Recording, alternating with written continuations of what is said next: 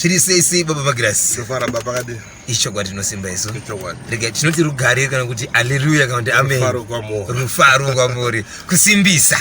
Kudaidza kuti tiripo here. Aiwa rombo rakanaka tiri mukati mekusangana nebaba Magrasi. Vanozandoitwa boshongora ndirika.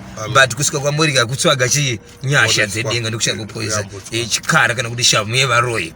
Ndo manzuro anditoti kana ndasvika munzvimbo idzi. Ndinokunzwa kuti pane svondo kana kuti musi wa6. Amen. Pasangano dzene palusaka pa Highfields apa. Super Sunday. Inonzi Super Sunday. Yeah, Super Pamaizama kuti Super Sunday, pamaizama kuti chiko na Sunday inopfura mama Sundays. Yakapamidzirwa. Ingagona kupfura inoona kumedza ma Sundays atakaita kumashure kana tichazoita kumberi. Right. Kureva kuti zviri kuitwa apa ndizvo kuti vanhu vari kuporeswa. Kununura kwevanhu. Pane mukadzi wanda musangana naye chimbereko, but ndiri kugadzirira ikoko ndichange ndiripo. Vanhu vanenge vachipiwa zvipo zvavo zvevana. Hazvina basa kuti makore mangani usina kubata mwana. Hazvina basa kuti uda kuchinja.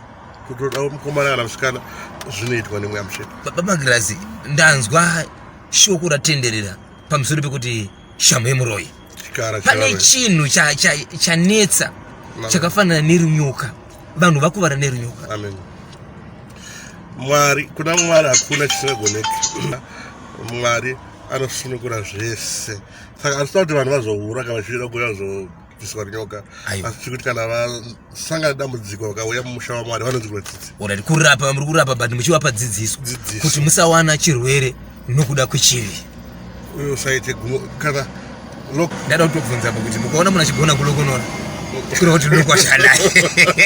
Ya loko iripo zvakarandirika. Aiwa tinosvikudza Ishe. Ndofunga Zimbabwe rikandishedzere ndichiti izvo anenge asara aruza. Asara haana chaaona. Musazodemba kuti vamwe vakaporeswa anditika.